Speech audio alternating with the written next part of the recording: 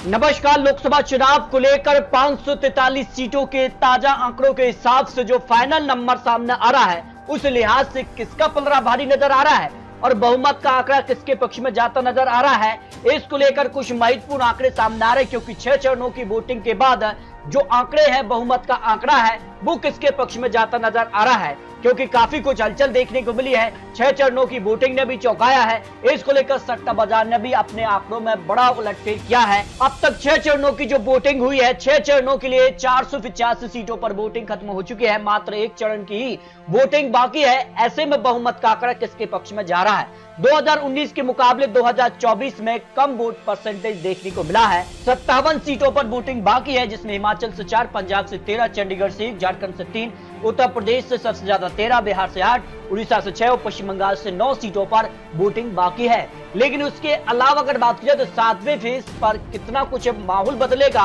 क्या 7वां फेज निर्णायक होगा हार और जीत के लिए? क्योंकि 7वें फेज के लिए 2019 में एनडीए को 29 सीटें, इंडिया गठबंधन को 19 सीट और इनके पक्ष में 9 सीटें रही थी। लेकिन इस बार जो आंकड़े 543 सीटों को लेकर लगाए जा रहे हैं, तो आखिर सट्टा बाजार ने 543 सीटों पर अपने आंकड़ों में बड़ा उलटफेर क्यों किया है, इसको लेकर महत्वपूर्ण आंकड़े सामने आ रहे हैं। हर एक राज्य के महत्वपूर्ण आंकड़े सामने आ रहे हैं। तो शुरुआत करते दिल्ली की 7 लोकसभा सीटों के लिए, जहां 7 सीटों पर वोटिंग खत्म हुई है और यहाँ भारतीय जनता पार्टी का 4 सीट, जबकि इंडिया गठबंधन 3 सीटों पर पलड़ा भारी हो सकता है, जिस प्रकार के आंकड़े यहाँ पर सामने आ रहे हैं। वही अरुणाचल प्रदेश की 2 लोकसभा सीटों पर, दोनों सीटों पर भारतीय जनता पार्टी का पलड़ा भारी हो सकता है, जो आंकड़े यहाँ पर लेटेस्ट आंकड़े निकलकर सामने आ रहे हैं। इसके अलावा बिहार की 40 लोकसभा सीटों पर भी आंकड़ों में बड़ा उलटफेर देखने को मिला है और बिहार निर्णायक माना जा रहा है, क्योंकि यहाँ पर कांग्रेस और आरजेडी का गठबंधन हुआ है, जबकि भारतीय जनता पार्टी जेडीयू का गठबंधन है। और ऐसे में माना जा रही है कि यहाँ पर कई सीटों पर कांटे की टक्कर देखने को मिल सकती है। भारतीय जनता पार्टी यानी एनडीए को यहाँ करीब 20 से 25 सीट है, जबकि इंडिया गठबंधन को 15 से 20 सीटों का अनुमान सामने आ रहा है। यानी बिहार में सीधे तौर पर कांटे की टक्कर इस बार लोकसभा चुनाव में देखने को मिल रही है, जिस प्रकार के आंकड़े सामने आ रहे हैं। राजस्थान की 25 लोकसभा सीटों पर भी आंकड़े बड़े उलटफेर के सामने आ रहे हैं। कई सीटों पर सट्टा बाजार ने यहाँ पर जो है आंकड़ों में बड़ा उलटफेर किया है। तो 25 में से 15 सीटों पर भारतीय जनता पार्टी, जबकि इंडिया गठबंधन का 9 सीटों पर पलड़ा भारी हो सकता है। 1 सीट अन्य के पक्ष में भी जाने का अनुमान यहाँ पर दिखाई दे रहा है।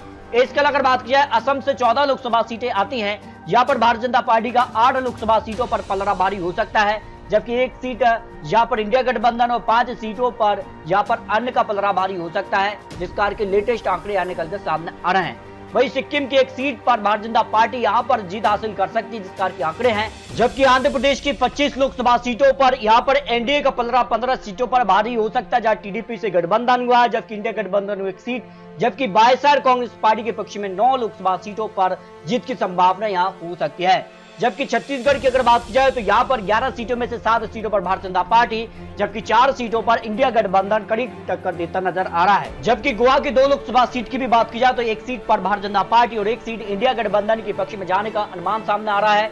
गुजरात की 26 में से 25 सीटों पर भारतीय जनता पार्टी, जबकि 1 सीट इंडिया गठबंधन के पक्ष में जाने का अनुमान सामने आ रहा है। उत्तर प्रदेश की 80 लोकसभा सीटों पर भी आंकड़े चौंकाने वाले सामने आ रहे हैं। यहाँ पर माना जाता है कि उत्तर प्रदेश ही को रास्ता जाता है, क्योंकि उत्तर प्रदेश में सबसे ज्यादा 80 लोकसभा सीटें आती हैं। और इस बार अगर बात किया, भारतीय जनता पार्टी यानी एनडीए गठबंधन को करीब 64 सीटों से ज्यादा सीटें मिल सकती हैं। वही इंडिया गठबंधन को करीब 16 सीटों का अनुमान सामने आ रहा है। अन्य के पक्ष में 0 सीट की संभावना यहाँ हो सकती है।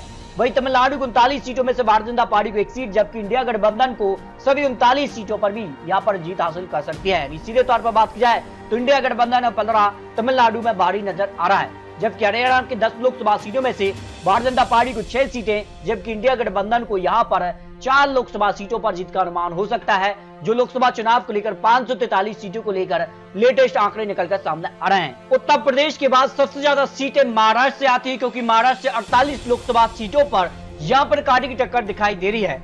भारतीय जनता पार्टी एनडीए गठबंधन को करीब 25 लोकसभा सीटें, जबकि इंडिया गठबंधन का पलड़ा 23 सीटों पर भारी हो सकता है, जिस कार के लेटेस्ट आंकड़े यहाँ निकलकर सामने आ रहे हैं। इसके अलावा हिमाचल प्रदेश की 4 लोकसभा सीट भी महत्वपूर्ण मानी जा रही है, जहाँ भारतीय जनता पार्टी का 3 सीटें, जबकि इंडिया गठबंधन का 1 सीट पर पलड़ा भारी हो सकता है।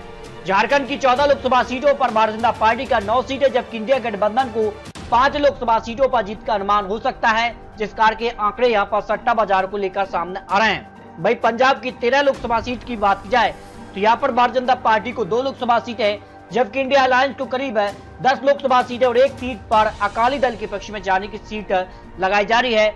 जिस कार के आंकड़े हैं, कर्नाटक में भी 28 लोकसभा सीटों में कांटे की टक्कर दिखाई दे रही है। 14 सीटों पर भारतीय जनता पार्टी, तो 14 सीटों पर ही इंडिया अलायंस को यहां पर जीत का अनुमान यहां पर हो सकता है। जबकि केरल की 20 लोकसभा सीटों पर भारतीय जनता पार्टी को 0 सीट, जबकि इंडिया गठबंधन को 20 लोकसभा सीटों पर जीत का अनुमान यहां पर हो सकता है। पश्चिम बंगाल की 42 लोकसभा सीट भी निर्णायक है। यहाँ पर टीएमसी और भारतीय जनता पार्टी के बीच कड़ी टक्कर दिखाई दे रही है। लेटेस्ट आंकड़े के हिसाब से भारतीय जनता पार्टी को 20 सीट है, जबकि टीएमसी का 22 सीटों पर पलड़ा भारी हो सकता है। आने के पक्ष में 0 सीट की संभावना यहाँ दिखाई दे रही है। वही मध्य प्रदेश की 29 में से भारतीय जनता पार्टी 20 से 23 सीटों तक जा सकती है, जबकि इंडिया अलायंस यहाँ पर करीब 6 से 8 लोकसभा सीट पर जीत का अनुमान यहाँ पर हो सकता है, जो यहाँ पर लेटेस्ट आंकड़े निकलकर सामने आ रहे हैं। वही मणिपुर की 2 लोकसभा सीट की बात जाए तो दोनों सीटों पर इंडिया गठबंधन को जीत का अनुमान यहाँ पर सामने आ रहा है। भाई उड़ीसा की 21 लोकसभा सीटों में से भारतीय जनता पार्टी को 9 सीटें, बीजू जनता दल को 9 सीटें और 3 सीटें यहाँ पर जो है अन्य के पक्ष में यानी इंडिया गठबंधन के पक्ष में जाने की संभावना यहाँ दिखाई दे रही है। भाई अगर बात करें उत्तराखंड की 5 लोकसभा सीटों में से तो 4 सीट पर भारतीय जनता पार्टी और 1 सीट है यहाँ पर इंडिया गठबंधन के पक्ष में जाने की संभावना यहाँ दिखाई दे रही है। इस तरह से अगर बात की जाए जम्मू कश्मीर में भी काफी हलचल देखने को मिली है। 5 लोकसभा सीटें जम्मू कश्मीर से आती है, 1 लद्दाख की सीट तो 6 हो जाती है, तो 2 सीटों पर भारतीय जनता पार्टी, जबकि इंडिया गठबंधन 3 सीटें और यहाँ पर 1 सीट अन्य के पक्ष में जाने की संभावना यहाँ दिखाई दे रही है।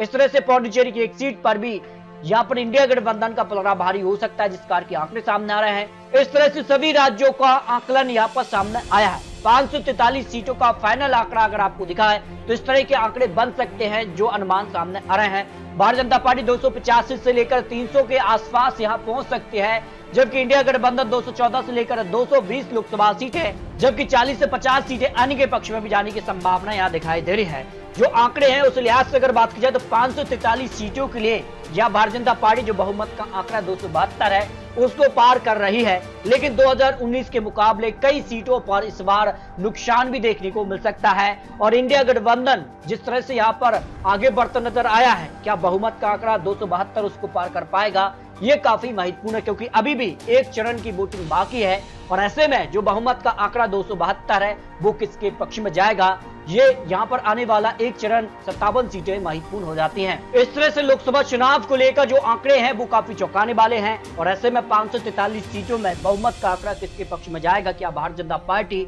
पूर्ण बहुमत सरकार बनाने जा रही है, तीसरी बार यहाँ पर जो है जीत की तरफ बढ़ रही है, या फिर इंडिया गठबंधन की वापसी होगी, ये काफी महत्वपूर्ण होता है। लेकिन नतीजे 4 जून को आने जा रहे हैं। आपको क्या लगता है लोकसभा चुनाव के लिए, अपने राय कमेंट बॉक्स में रख सकते हैं। आपको फिर बता दें चुनावी आंकड़े, चुनावी अनुमान है, फाइनल नतीजे 4 जून को ही सामने आएंगे। लेकिन जिस कार का माहौल है, जिस कार की तैयारी, जिस कार के मुद्दे रहे, उसके बाद ये आकलन है कि इस तरह के आंकड़े बन सकते हैं। तो आपको क्या लगता है, रखिए महत्वपूर्ण विश्लेषण के साथ। तब तक ले जय भारत।